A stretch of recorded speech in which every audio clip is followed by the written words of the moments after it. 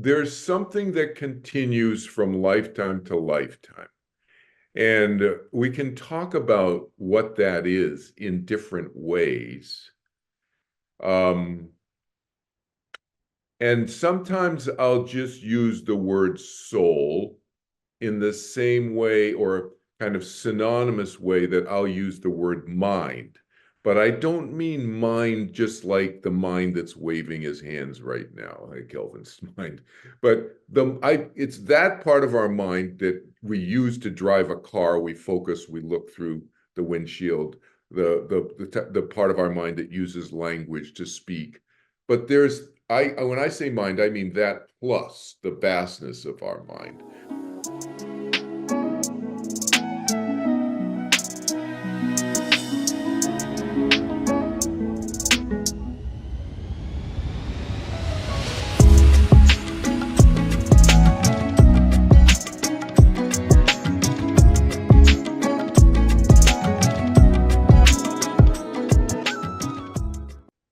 Hello, everyone. This is Kathy Mason from MasonWorks Marketing here on Soul Illumination with my friend Kelvin Chin. Hi, Kel. How are Hey, you?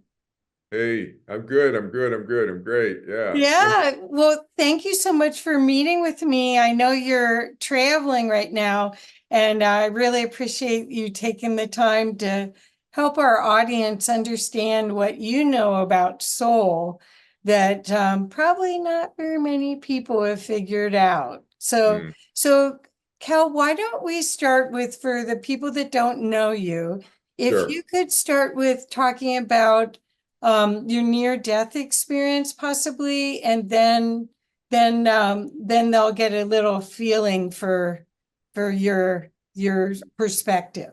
Okay. So my near-death experience happened when I was 21 years old. I almost drowned.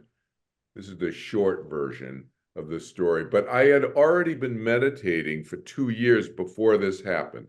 And that's important to the story because basically my meditation saved my life when I almost drowned. And what do I mean by that? Well, I got pulled out in what's called a rip current into the ocean from the beach, lift my legs up to dunk and underwater. Next thing I know, I see these 300-foot high cliffs at Torrey Pines State Park in San Diego, California, actually in La Jolla, California, getting smaller and smaller really fast. And a friend of mine told me because the cliffs were about 3 or 4 inches high in a matter of seconds, maybe a minute or something. He told me I was almost 2 miles out. So I was in the middle of the ocean. I'm exhausted because I'm trying to swim back in, which is what you're not supposed to do. You're supposed to swim at an angle to the beach. But I was 21 years old. I panicked and I started going down in the ocean. I started going down. I see the surface of the water getting farther and farther away from me. And I left my body for a split second, but I was not unfamiliar. I was familiar with my mind being separate from my body because I've been meditating for 2 years every day, twice a day.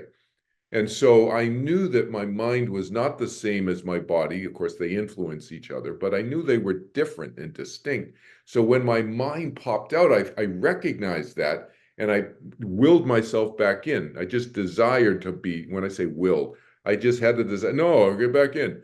Something like that. It wasn't even a thought, it was just a feeling. And my mind went right back in. And I struggled to 4 or 5 feet to the surface of the ocean again, stopped panicking. I told myself, don't panic, take your time. That's the only thought that I remember having. I probably had other panicky thoughts, but anyway, I remember thinking that was the main thought I had. And I took my time back, swimming back in. My friend who was watching me on the beach, there were only the two of us at the beach at the time that afternoon. No lifeguards, no nothing, just the two of us. She said it took me about an hour to swim back in. That was my near-death experience. It was close. It was like an out-of-body experience. It was a nearing death experience. Call it whatever you want. I almost died, but the meditation saved my life because I recognized what had happened. If I had a classic, what I call in some of my books, as you know, I have a few books out there. And one of my books, I talk about near-death experiences. If I had a classic near-death experience, like I talk about in my first book, you know, I would have been on the bottom of the ocean floor, 50 feet, 100 feet down. And once I realized, whoa, you know, and there's no way I would have been able to swim back to the surface. I would have been out of breath and I was already exhausted. So I would have died had it not been for meditation. Well, just so everyone knows, this is the book that you're speaking about. I have all three of your books right here, and I'm Yeah, a big fan. What you'll find when you read Kelvin's books is just as he's speaking to you right now, his books, it's almost like he's talking to you when you read them, and that's the way he writes them. So they're real easy read and they're profound.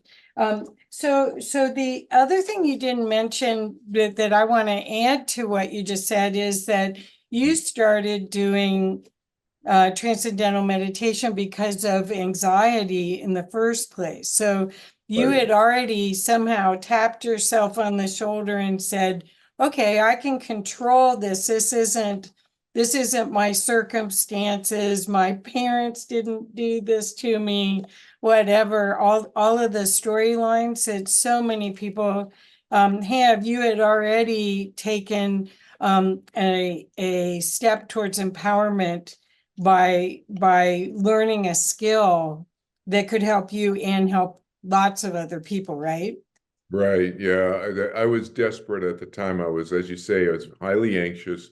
I was a sophomore, my fall semester, sophomore year at college up in New Hampshire. I went to Dartmouth College, and I was desperate because I was so anxious and I needed something. And that's why I learned. I didn't learn for spiritual reasons. I mean, I had started having spiritual experiences, you could call it, of the mind being separate from the body and that kind of thing, Yeah, which became very, very normal, as I said, for me, which, you know, prior to having that almost drowning experience.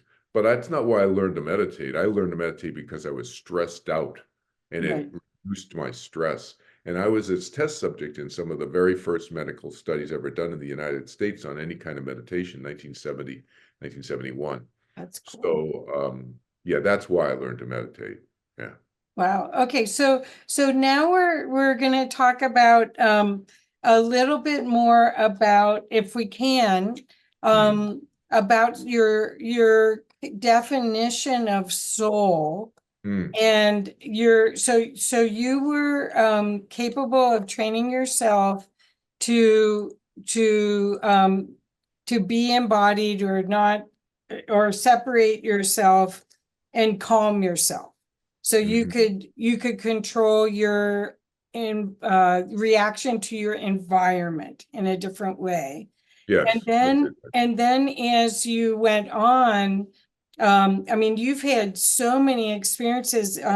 What I want to do is let the people know about this. This is your newest book called After the Afterlife, where Right. you talk about being aware of 6,000 years of lifetimes, which again, this is why I wanted to talk. Have you explained your definition of soul? Mhm. Because you have a very good articulate way of explaining the personality that was in all these lifetimes. And you guys, this book's great. All of Yeah, his books are great. But thank you. okay. Thank you. Yeah. So there's something that continues from lifetime to lifetime. And we can talk about what that is in different ways. Um, and sometimes I'll just use the word soul in the same way or kind of synonymous way that I'll use the word mind. But I don't mean mind just like the mind that's waving his hands right now, like Kelvin's mind. But it's that part of our mind that we use to drive a car. We focus, we look through the windshield, the part of our mind that uses language to speak. But when I say mind, I mean that plus the vastness of our mind, the expanded conscious capacity or conscious awareness of our mind. I include all of that when I use the word mind. I'm teaching in 68 countries now on Zoom and so forth. And so I try to use English that's easy to understand. So I use the word mind much more than I use the word consciousness or awareness or soul, for example. But the viewers here could interchange those words synonymously, probably, if they feel more comfortable. The word soul is an interesting concept, and I will sometimes, you'll hear me, and you've heard me many times in some of the classes you've taken with me, Kathy, use the word soul and mind interchangeably. But if we really want to be really, really accurate about this, and sometimes I'll say our mind is eternal and so forth and so on. If we really want to be accurate about this, I would say our soul, this is the way I view it anyway, okay? Our soul is eternal. Eternal means what? No beginning, no end. It's forever. That's what forever means. You can't have the beginning and then go forever. Soul energy cannot be created nor destroyed. First law of thermodynamics. That means no beginning, no end. So eternal is the way I define eternal, and I think our souls are eternal, is that which is uninfluenced by the continuum of change. Not influenced, uninfluenced by the continuum of change. Well, we live in the continuum of change. Obviously, everything's changing and so forth. I think our soul exists. It's that which exists uninfluenced by that. All right. So what can we talk about? Because words exist in the continuum of change. So what I talk about that we can talk about that is I'm going to make up a word. I make up words when I give I give classes. That the talkability, the ability to be talked about, uh, I call personality. Our personality transfers from lifetime to lifetime to lifetime. Does it exist?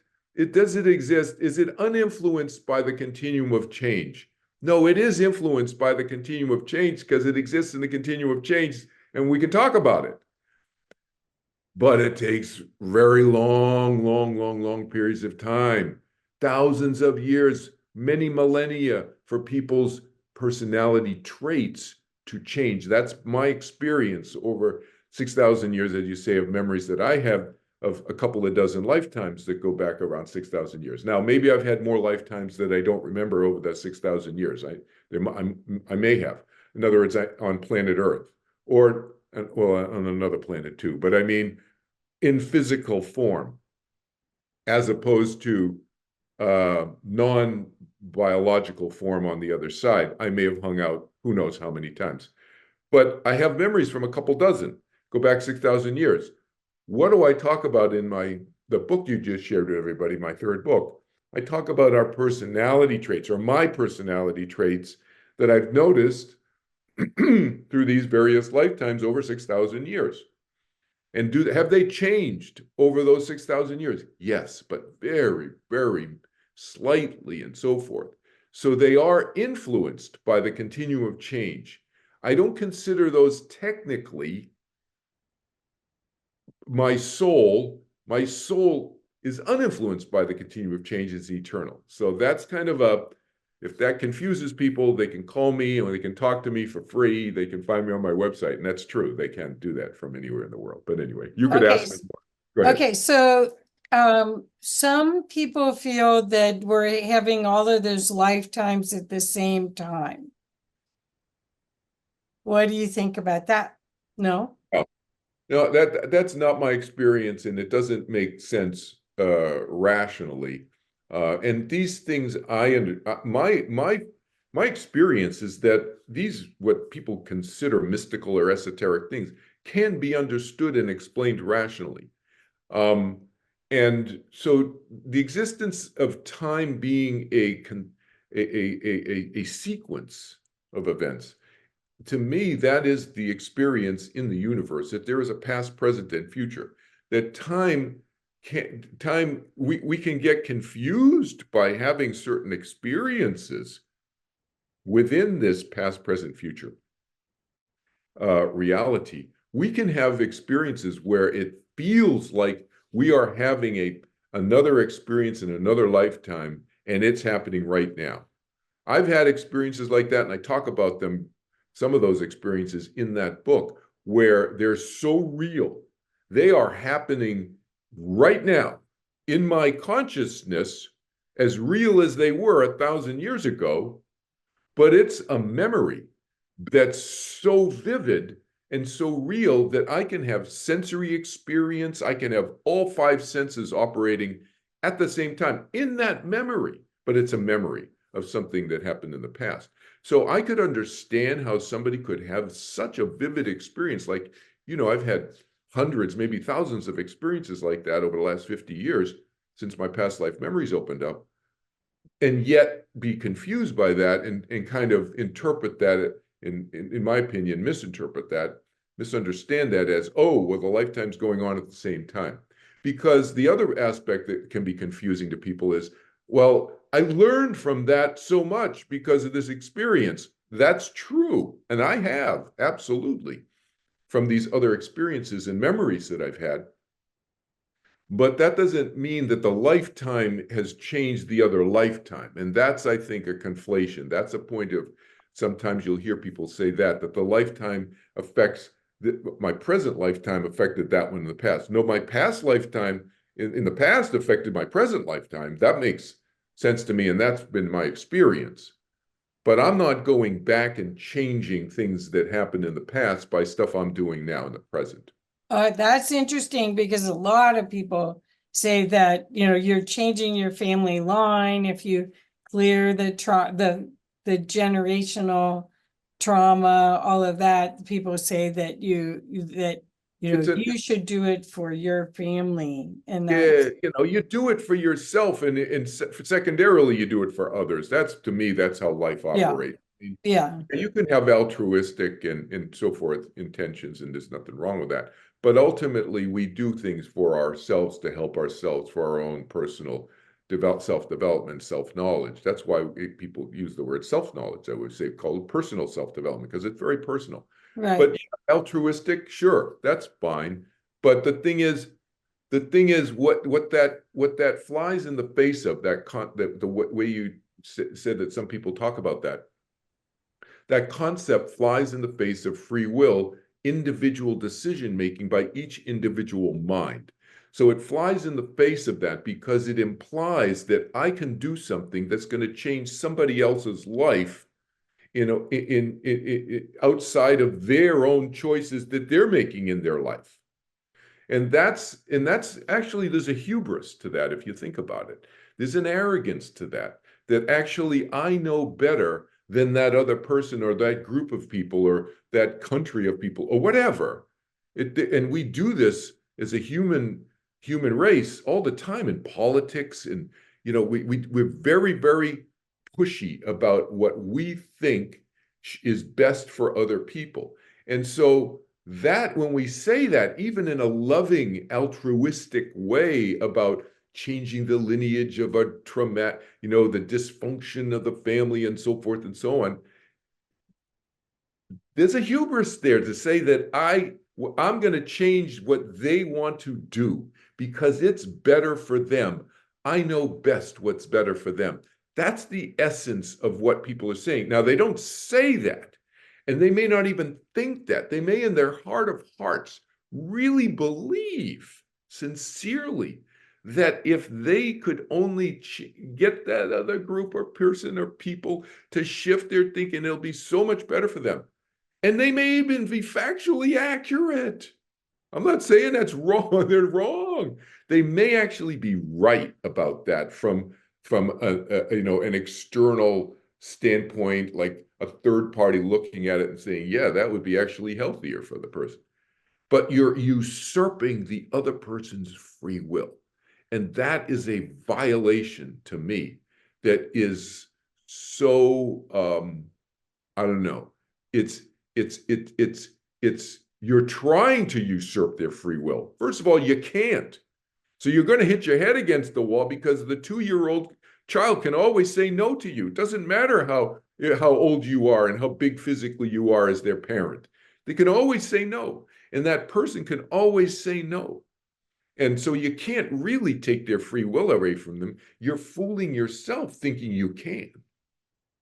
Yeah, I understand. Yeah, well, I like the idea that the lessons, because it seems like everything in hindsight ends up being for your highest good, but that's in reflection, not while you're going through it. Exactly. And that's a crucial distinction that people need to make, because that's like somebody just posted this on my Facebook, actually. Tragically, her daughter died, and my heart goes out to her, and Oh, she knows who I'm talking about, Carlene, if she sees this video. But she just posted an essay, just happened to post the essay that we're going to talk about right now, from my second book on and I can't remember the exact title of the essay. There's a collection of 67 essays I've written, that book, yeah. Marcus Aurelius Updated. And it's something like, you know, how the notion that everything happens for a reason can cause suffering. And like you say, when people come, everything happens for a reason. That was meant to be. Those phrases, people use them in a prospective way, looking forward, not in the way that you're using it, looking backwards, which I agree with. Hindsight, yeah, look backwards and use the experience as an opportunity, looking back at it to learn something about yourself or other people and so forth. But it wasn't meant to be that your child died, or that your child, in some cases, I've helped people, I help people with all kinds of anxiety issues, and sometimes the child has died by suicide, tragically, in some cases. Maybe not in the case that I was just talking about, but in other cases. And to say to that person that that was meant to be, that that child meant to be murdered. I've helped people with murders and so forth. Their child or their loved one or their husband or whatever has been murdered. That those were choices other people made that were terrible choices to murder that loved one. It wasn't meant to be. That's a prospective thing. Can you look back at that, and can you learn from that experience? And could even the dead person who was murdered look back at that experience that may have been out of their control, to see if there were things that may have been in their control? But you cannot change history, as they say, as the maxim goes, but you can learn from it. Yeah. right. Okay, so as we just brought up, is that you write this wonderful book, and I love it, Marcus Aurelius Updated, and you do have an interesting way to live, to suggest to live your life more enjoyably with this book. Do you want to share a little bit about that? Because as we're talking about soul, and you've already defined it in many times with me, that soul is a personality that has certain attributes and that is carried from lifetime to lifetime. Maybe part of the question could be how this lifetime has positively affected your current lifetime. And then, of course, I have more questions after that. Sure. So uh, on that, I would say, for me anyway, I could speak about myself and how I teach my students. What I teach my students, I would say the nut is that, how can we look at different experiences that we've had? How can we learn different things from those experiences? How can we learn about ourselves and other people through those experiences, in order to live a happier, healthier, more effective life? That's essentially what those 67 essays are all about how to look at this aspect, how to look at happiness, how to look at forgiveness, how to look at suffering, how to look at grief, how to look at all these different concepts and experiences that everybody bumps into in life. And how can we look at those as opportunities to learn about people and about ourselves? And how can we figure out where are the points of choice that we have in those various life experiences that we all bump up against in all our respective lives? Where are those key moments of choice and where we could make a different decision, or not just a decision to act, but to think in a different way? What's our perspective? Can we shift our perspective? There's a phrase I use in my classes all the time. I talk about discernment, being able to discern. Discern just means to distinguish. Can you distinguish between thinking this way or thinking that way at that moment? And I'm not talking about mental manipulation. I'm talking about spontaneously in that moment. What I'd like to add to that is it really is about your values. What this book talks about is he had tremendous values, even in the type of work he was. I mean, he was a Roman emperor, and they were going around killing people, and right. I mean, but he had his philosophy of life and his values are in each one of these essays, right? Yeah. And so that's one of my past lives, right? Right. And so and you'll see in my teaching this lifetime, even before I was aware that I was one of my past lives, parallels of the teaching between my teaching of to myself. Again, the Meditations of Marcus Aurelius, that book is just a collection of thoughts that Marcus wrote about himself. He never planned that to be a book. Somebody pulled that together in the year 800 or 900 AD, and then somebody called it Meditations by Marcus Aurelius around the 1700s or something.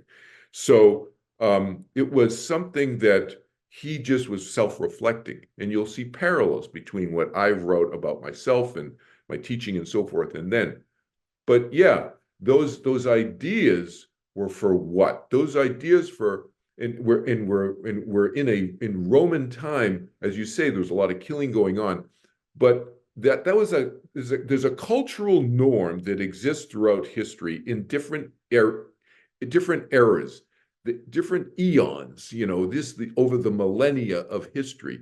Different cultural norms exist. And our cultural norm now is very different from it was then.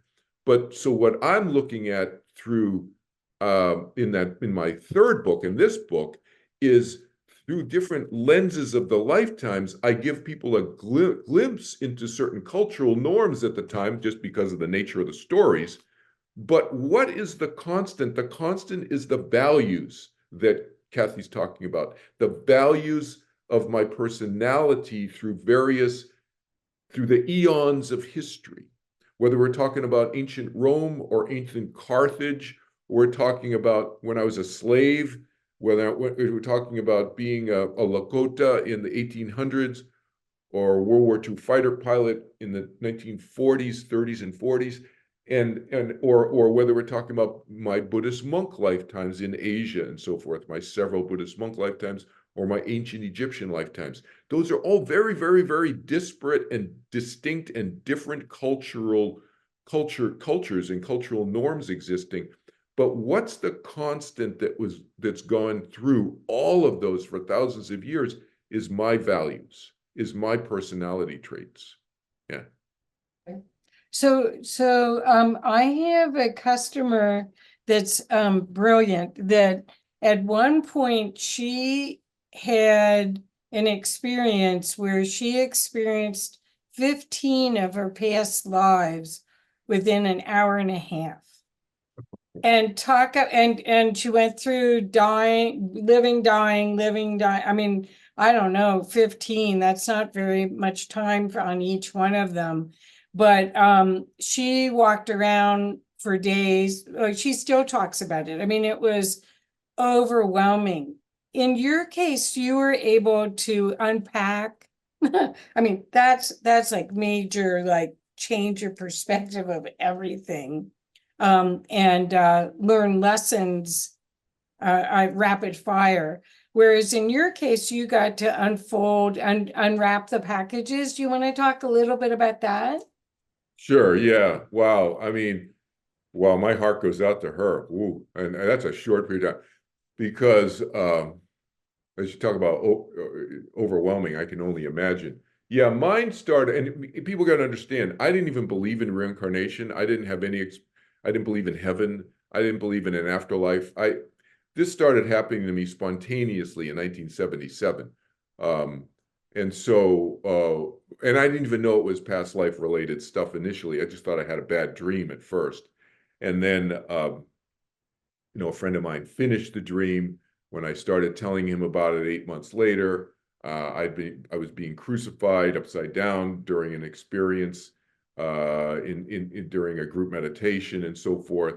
And so I went through all the physical, like literally my body flipped over and so forth by itself energetically, et cetera, et cetera.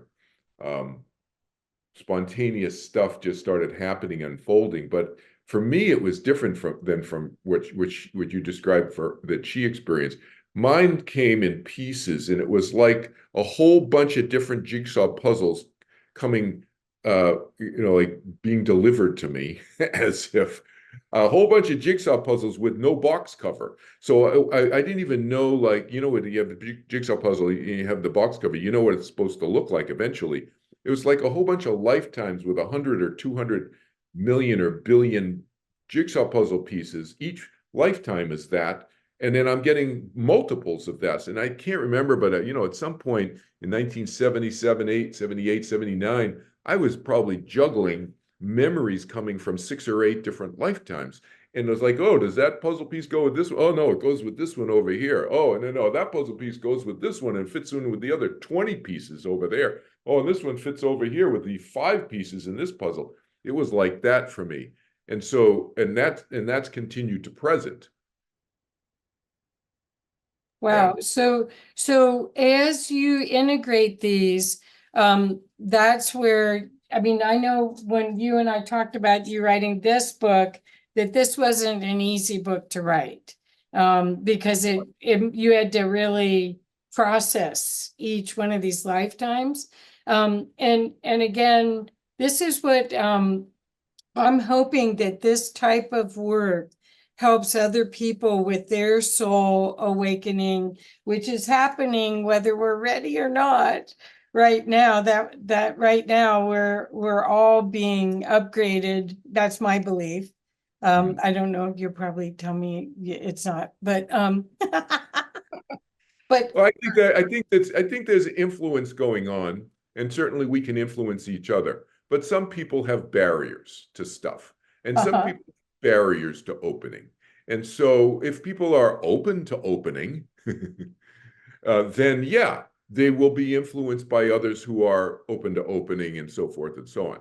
But if people are not open to opening, and because they have fear, why wouldn't they be open to opening? Because generally it's one word, it's fear, and some form of fear of all kinds of stuff. But that shuts people down. And so they may not be ready to open until some point in the future. Well, That's the thing. But what the reason why I said that is I believe that the whole solar system is being upgraded with photonic light. The whole galaxy, we're in the side of the Milky Way that's getting a lot more light. And so that gives the opportunity for people to release a bunch of stuff. And that's what I'm seeing. And I'm seeing a lot of sensitives like me and you that are being affected by the CMEs, which is science. This isn't all just woo, although I like. all that is above my pay grade. I Well, I could talk about souls. I can't talk about the effects of the ultraviolet rays or whatever you oh, just. okay. Well, all I was saying is that what I'm hoping is that your experience and your philanthropy really, because these books are college college degree books that give you a whole new insight into this reality that we're in that isn't religious, but it's conscious. And what these books do is help you navigate your own life in a different way. Plus the classes that you give, I've taken 2 of them. I love them. And then I'd love if you would share a little bit about your nonprofits, Sure. so that people knew about the work that you're doing. But again, all of these past lives and your awareness of it put you into action to help and serve others. This Right. isn't just, hey, I'm Kelvin and I'm cool and I know this stuff. It's all about how do you serve. Would you It's share a all little about, bit about your nonprofits? yeah, and the past lives is all about how has it helped me today as Kelvin Chin. The past life and who I was is irrelevant. And I don't care if people believe or don't believe what I've experienced. I take that and I use it today to help me be more effective in my life in the 21st century as Kelvin Chin. That's how I teach it, and that's how I take it. My nonprofits, I have nonprofits that help people with death and dying, anything that's related with death and dying and reducing the fears around death and dying, any kind of fears around death and dying. And I also have a nonprofit where I teach meditation, and I've been teaching now for 51 years. I've been teaching meditation, and I have students in over 60 countries and thousands. I've taught thousands and thousands of people, and I call it turning within meditation now. I left the Maharishi's organization in the late 1970s when they went off and got into other kinds of stuff.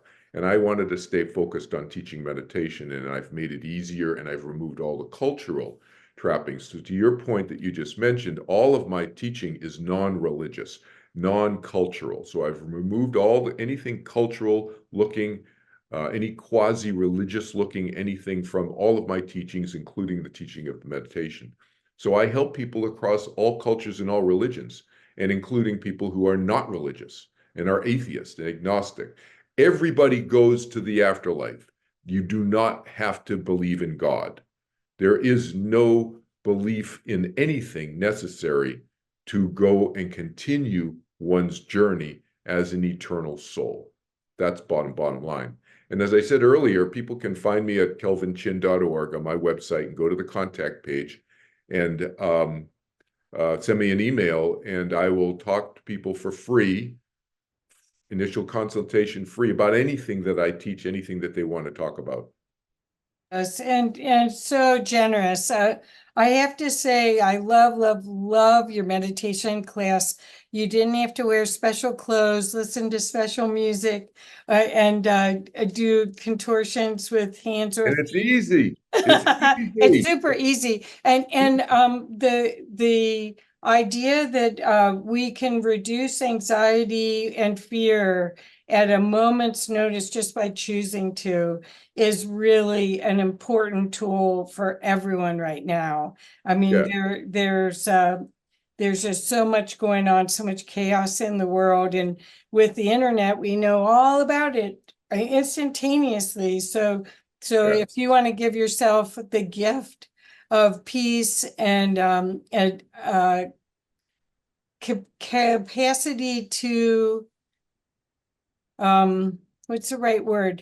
I want to say that I believe that everyone that's come here at this time came here for specific co-creation with the universe, but if you're in chaos, in fear, you probably won't get to do it. So I'm just hoping as It's many the people way. as possible find Yeah. Kelvin and take his meditation class and read his books and realize how much more divinely connected you can be. I would say that what you were wrestling with, I would just succinctly say, can we increase our capacity or make actualize the potential that everybody has? Everybody has the potential to be a loving, kind person. Everybody has the potential. Can we actualize that? Can we increase the probability and the number of people who actualize the potential? And so that's what I do. I help people reduce their fears. And by reducing their fears, they can expand their conscious capacity of their consciousness. And people may think, oh, I don't have any fears. Everybody has fears. hidden in the dark recesses, the deep recesses of their ancientness of their existence. Right. Yeah, maybe you don't have anything obvious from this lifetime, but how about the 5 or 10 or 15 or 100 or 1,000 or 5,000 lifetimes ago? Right. So that stuff is resides in everybody. Nobody is perfect. So I am the anti-perfection guy, I'm in terms of believing that anybody is perfect, but we can move towards greater growth and improve and in actualizing our potential is the way I would say that. Yeah. Perfect. Perfect. I knew I would be corrected, and I'm totally cool with it. And I love, again, everyone, I hope that you will get a chance to look at any of this work and take Kelvin up on if you are needing guidance. You can see he's full of wisdom, and there's no ego. It's only in service to help others, that he shares all of these beautiful gifts. So thank you, Kelvin. I love you very much. And thank you. And thank you for being on for Soul Illumination. And please share this, everyone, if you found this useful, or if your family or friends might need help. And please subscribe. Oh, I And want to make one comment, Kathy, about this mirror behind me. I'm visiting a friend of mine. I'm in his dining room and I turned the video on and it's there. I was like, what? Anyway, people are kind of going, what's up with that mirror? Anyway, well, your halo's showing, that's all. I But know, right? thank you so much for everything you do. And again, everyone, please share and like and subscribe to the channel. Thank you very much. Bye-bye.